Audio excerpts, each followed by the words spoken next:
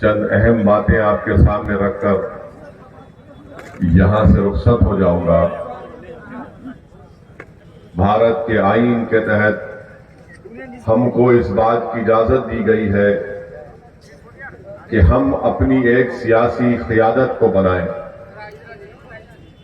اور یہ کوئی گناہ نہیں ہے، نہ قانوناً جرم ہے، نہ کوئی اخلاقی جرم ہم اور آپ کریں گے اگر ہم سیمانچل کی اس مظلوموں کی سرزمین پر اپنے انصاف کے لیے، اپنے مان اور سمان کے لیے، آپ کی آنے والی نسلوں کو انصاف دلانے کے لیے اگر آپ اپنے ہی ووٹوں سے متحدہ طور پر اگر آپ اپنے ووٹ کا استعمال کرنے کی پوری کوششیں کی جا رہی ہیں، جب شریعت پر ہم کو چلنے سے روکا جا رہا ہے، میرے بھائی اتنی تمام چیزیں آپ اور ہمارے سامنے ہیں، اگر اس کے باوجود بھی اگر آپ ایک اچھا فیصلہ نہیں لیں گے آنے والے لوک سبھا کے چناؤ میں، تو پھر یاد رکھیے اس کے بعد جو تکالیف اور ہم کو اور آپ کو سہنا پڑے گا، جب خاک اور خون کے دریاؤں سے ہم جو گزر رہے پچھلے 10 سال میں، میری بات کو ذہن نشین کر لو آپ، آنے والے وقت میں بھی یہی ہوگا۔ اگر کوئی کہے گا کہ 10 سال میں بڑا اس دیش کے وزیر اعظم بنے ہیں، تو میری بات کو ذہن نشین کر لو، یہ اندھیرا بڑا لمبا رہنے والا ہے میرے عزیز دوستوں اور بزرگوں۔ اس اندھیرے کو اگر ختم کرنا ہے تو یہ اندھیرا ختم ہوگا کیسے؟ تمہارے اتحاد سے۔ یہ اندھیرا ختم ہوگا تمہاری دور اندیشی سے۔ یہ اندھیرا اس وقت ختم ہوگا جب ملت کے غیور نوجوان اس بات کو سمجھیں گے اور کہیں گے کہ اب ہم اپنے مستقبل کے فیصلے ہم خود کریں گے۔ یہ اندھیرا اس وقت ختم ہوگا میری عزت دار ماں اور بہنیں، جب آپ گھر میں ایک انقلاب کو برپا کریں گے، ورنہ یاد رکھو یہ اندھیرا بڑا لمبا رہنے والا ہے، اور سب سے زیادہ نقصان اگر کسی کو اس اندھیرے سے ہوا تو ملت مظلومہ کو ہوا۔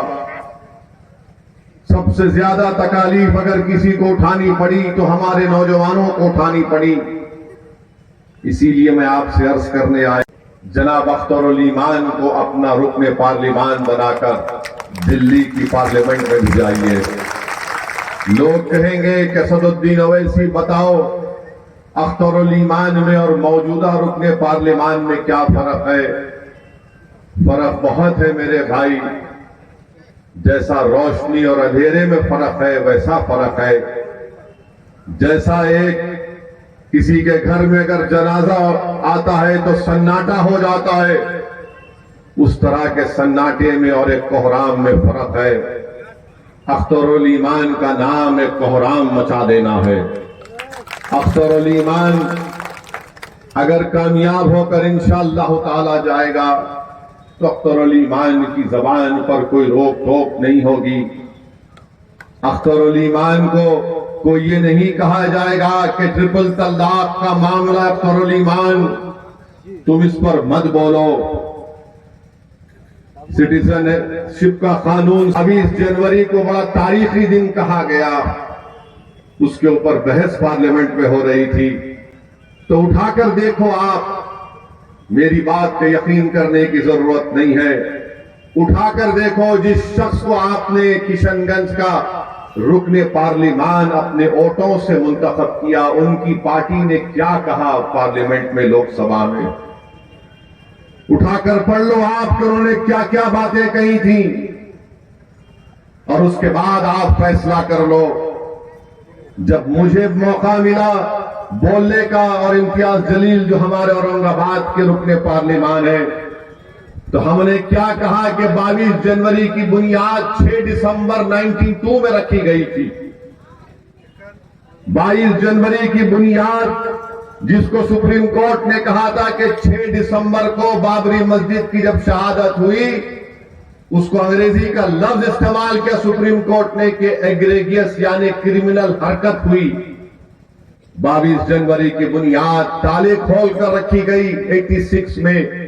22 جنوری کی بنیاد جی بی پنت مکھیہ منتری تھے جب مسجد کے اندر مورتیاں رکھ دی گئی تھیں۔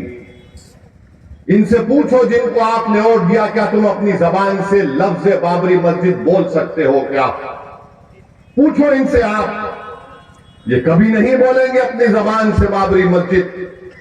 کہ ظلم کرنے والے مسیحا بن چکے ہیں اور مظلوم ظالم بن چکا ہے۔ کہ تم بولو، کیا تم اورنگزیب کے بارے میں بولو، تم جناح کے بارے میں بولو۔ میں نے پارلیمنٹ میں کہا کہ میں اورنگزیب اور محمد علی جناح کا ترجمان نہیں ہوں، میں بھارت کے سنویدھان کی بات کرتا ہوں اور اس کے درمیان میں رہ کر اپنے حق کی منوانے کی بات کرتا ہوں۔ کہ آپ نے ہمارے 5 ودھائک کو کامیاب کیا، جس کو نتیش کمار اور تیجسوی یادو نے چاروں کو خرید لیا۔ کیا کہ ہمارے 4 ودھائکوں کو انہوں نے خرید لیا، ان بے ایمانوں کو۔ مگر میں نے کہا تھا کہ تیجسوی، اللہ کا انصاف ضرور ہو کر رہے گا۔ تم نے ہمارے 4 کو خریدا، اللہ نے تمہارے کو اقتدار کی کرسی سے نکال کر پھینک دیا۔ اور یاد رکھو لالو یادو اور تیجسوی یادو، تم جتنے نمبر ایم ایل اے کے لائے ہونا، آپ زندگی میں کبھی انشاءاللہ اتنا نمبر نہیں لاؤ گے۔ تم نہیں لاؤ گے، کیونکہ تم دھوکے کی سیاست کرتے ہو۔ تم میں، موڈی میں، نتیش کمار میں کوئی فرق نہیں۔ موڈی، تیجسوی اور نتیش کمار ایک ہے، ان کی سوچ ایک ہے، ان کے کام کرنے کا طریقہ